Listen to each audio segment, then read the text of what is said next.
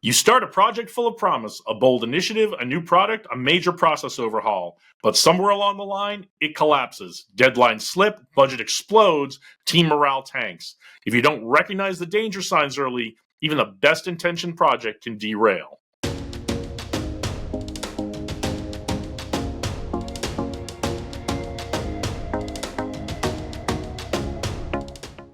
Projects fail more often than we admit. According to a 2024 industry report, nearly half of all projects miss at least one of their key success criteria: time, budget, or scope. The scary part? Most of the time, the failure doesn't come from external forces. It comes from predictable mistakes and self-induced errors. Today, we're going to give you tactics to recognize the 5 common killers that doom projects and how to spot them before they wreck yours. Killer number 1 is unclear or shifting objectives. When your team doesn't know what done looks like, confusion takes hold. Without clarity, every team member defines success differently, and by the time you realize it, you're already off track.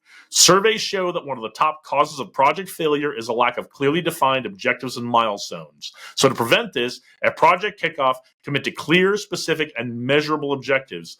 Define success. What must we deliver? By when? How will we measure results? Killer number 2 is scope creep and feature creep. Once you start letting just one more thing slide into scope after the project has begun, you open the door to delays, overruns, and team burnout. Industry analysis frequently lists scope creep, aka feature creep, among the top reasons project fails. To prevent this one, maintain a strict change management process. Every new request after kickoff must be evaluated for impact on time, cost, resources, and approved only if the trade-offs are worth it. Killer number 3 is poor planning and resource allocation.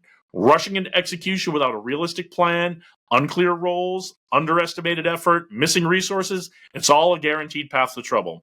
One professional engineer's survey of projects concluded that inadequate planning and poorly defined scope were among the top failure triggers. The prevention?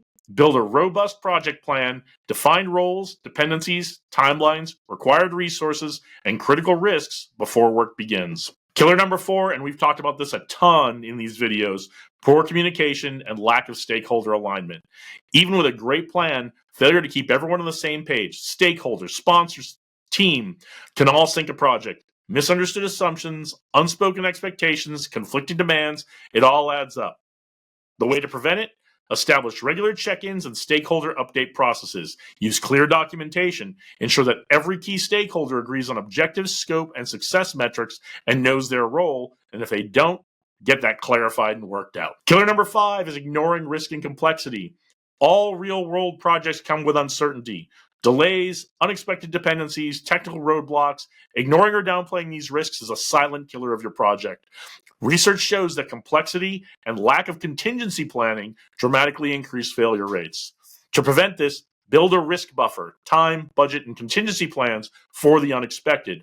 Use regular risk reviews, break large, complex projects into smaller, manageable phases. Okay, now you know the 5 project killers, and you have tactics to overcome them.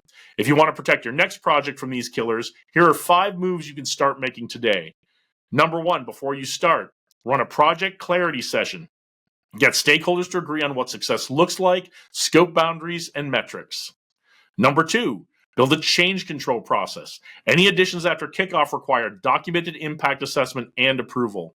3, draft a realistic plan and resource map. People, time, budget, risk contingencies. In writing, not just all up here, with buffer for the unknown. 4, set up structured communication rhythms, weekly or bi-weekly check-ins, shared documentation, consistent shareholder updates, and these do not need to be lengthy, but they do need to happen.